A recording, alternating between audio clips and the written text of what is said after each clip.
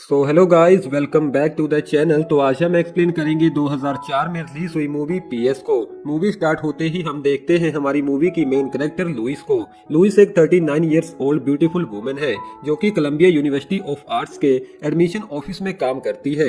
अगले सीन में हम लुइस को उसके एक्स हस्बैंड पीटर के साथ देखते हैं। दरअसल काफी साल पहले उन दोनों का डाइवोर्स हो चुका है, लेकिन वो अभी भी एक दूसरे के काफी अच्छे दोस्त हैं। अगले दिन ऑफिस में बोर होने के बाद लुइस अपनी दोस्त मिसी को फोन करती है। मिसी लुइस को बताती है कि उसका रिच हस्बैंड मार्क्यूस उसे इग्नोर करने लगा है और अब वो किसी और के साथ एक सीक्रेट अफेयर चलाने के बारे में सोच रही है। वो साथ ही लुइस से ये भी कहती है कि मैं तुम्हारी तरह नहीं हूँ। ये सुनने के बाद लुइस काफी अकेलापन महसूस करने लगती है। तभी उसे ऑफिस में एक एडमिशन लेटर मिलता है जिसके ऊपर लिखा था एप्सकोड। दरअसल लुइस हाई स्कूल में एक लड़के को बहुत पसंद करती थी और उसका नाम भी एप्सकोड था, लेकिन 20 साल पहले एक एक्सीडेंट में उसकी मौत हो गई। अब लुइस उस लेटर को ओपन करने के बाद उस लड़के एप्सकोड को फोन करती है और उसे कहती है कि मैं कोलंबिया आर्ट्स यूनिवर्सिटी के एडमिशन ऑफिस से बात कर रही हूँ। साथ ही वो एप्सकोड से ये भी पूछती है क्या तुम अपने लेटर में अपनी स्लाइड्स डालना भूल गए थे। एप्सकोड के हाँ कहने पर लुइस उसे कहती है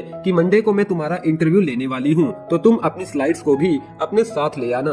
दरअसल ये इंटरव्यू तो एक बहाना है, असल में तो लुइस एप्सकोड से मिलना चाहती थी। इन सब के बाद लुइस अपनी मॉम से मिलने उनके घर चली जाती है, जहाँ पर वो स्कूल वाले एप्सकोड के दिए हुए गिफ्ट्स को देखती है। यहाँ पर लुइस अपने भाई सैमी से भी मिलती है, लेकिन वो अपने भाई को बिल्कुल भी पसंद नहीं करती थी। अब मंडे को लुइस ऑफिस में एप्सकोड के आने का वेट कर रही थी, लेकिन स्कॉट वहाँ आने में थोड़ा लेट हो जाता है। इन बीच लुइस अपनी दोस्त मिसी को फोन करती है और उससे स्कूल वाले स्कॉट की हैंडराइटिंग के बारे में पूछती है। हम आपको बता दें कि स्कॉट के मरने से पहले लुइस की बेस्ट फ्रेंड मिसी ने स्कॉट को लुइस से छीन लिया था। अब थोड़े टाइम बाद स्कॉट लुइस के ऑफिस में आ पहुंचता है। यहाँ पर लुइस उसे देखते ही काफी हैरान हो जाती है, क्योंकि वो दिखने में और उसके बात करने का तरीका बिल्कुल पुराने स्कॉट जैसा ही था। इंटरव्यू खत्म होने के बाद लुइस स्कॉट से कहती है कि चलो हम कहीं बाहर चलते हैं, जहाँ पर मैं तुम्हें यूनिवर्सिटी के बाकी के रूल्स को भी समझा दूंगी। स्कॉट के एग्री करने के बाद लुइस स्कॉट को लेकर अपने घर चली जाती है।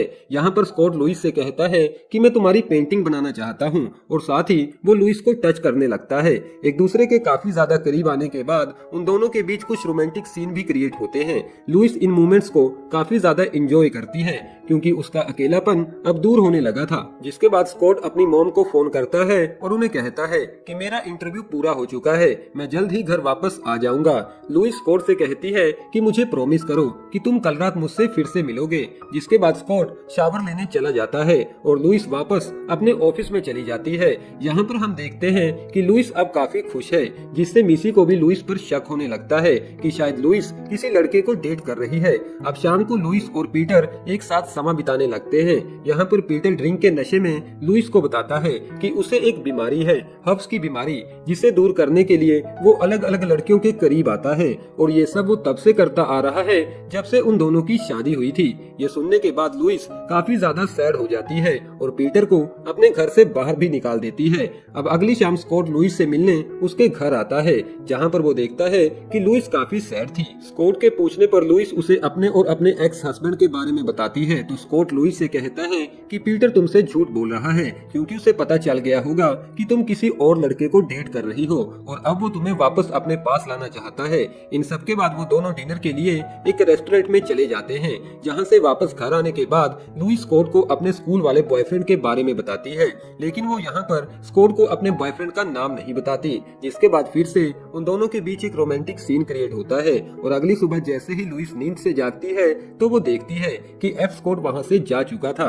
जिसके बाद लुइस अपनी मॉम के पास उनके घर चली जाती है और उन्हें बताती है कि पीटर ने मुझे धोखा दिया है।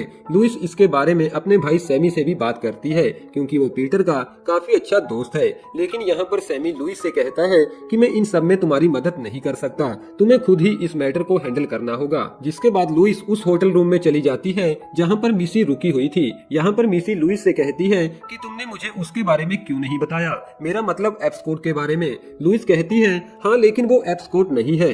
तो मिसी कहती है कि मुझे लगता है एप्सकोड पुनर्जीवित हो चुका है, क्योंकि उसकी आवाज बिल्कुल एप्सकोड जैसी थी।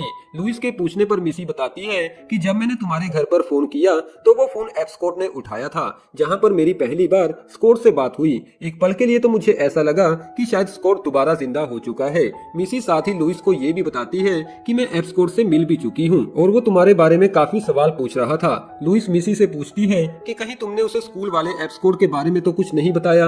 मिसी कहती है नहीं, मैंने उसे स्कूल वाले स्कोड के बारे में कुछ नहीं बताया।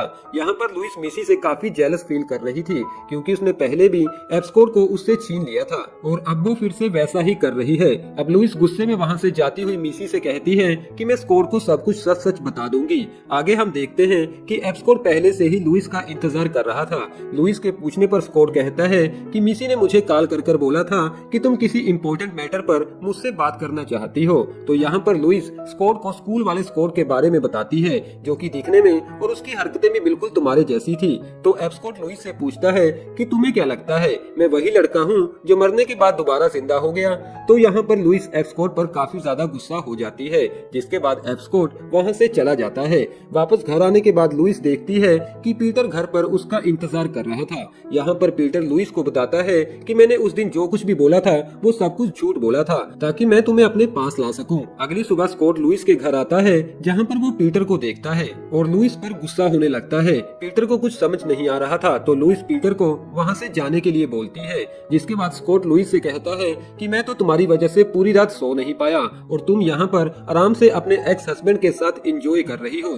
तो लुइस उसे कहती है कि कल रात हमारे बीच कुछ नहीं हुआ, जिसके बाद एप्सकोड कहता है अच्छा तो तुम मेरे साथ ब्रेकअप करना चाहती हो और सच तो ये है कि तुम मुझे नहीं बल्कि मुझ में दिखने वाली तुम्हारे उस पुराने बॉयफ्रेंड की शैडो से प्यार करती हो और मेरा नाम एप्सकोड नहीं बल्कि फ्रांसिस स्कॉट है, लेकिन सभी लोग मुझे एप्सकोड बुलाते हैं। एक बात और, कल रात तुमसे परेशान होकर मैं मिसी के पास चला गया था। इन सब के बाद लुइस मिसी के पास जाकर उसे कहती है कि कल रात तुम दोनों के बीच क्या हुआ। तो मिसी लुइस को सब कुछ सच सच बता देती है और साथ ही लुइस को एडवाइस देती है कि तुम्हें लाइफ को कॉम्प्लिकेटेड बनाने की जगह उसे एंजॉय करना चाहिए। जिसके बाद लुइस पूरी तरह से चेंज हो जाती है और काफी खुश रहने लगती है। लुइस पीटर से कहती है कि हम दोनों कभी भी एक नहीं हो सकते, तुम्हें इसे एक्सेप्ट करना ही होगा। जिसके बाद लुइस एप्सकोड को उसका ज्वाइनिंग लेटर देती है और उसे कहती है कि यूनिवर्सिटी ने तुम्हारे काम को देखते हुए तुम्हें दिया है। जिसके बाद आखिर में वो दोनों एक दूसरे को किस भी करते हैं और अपने रिलेशनशिप को कंटिन्यू रखते हैं, जहां पर हमारी ये मूवी खत्म हो जाती है।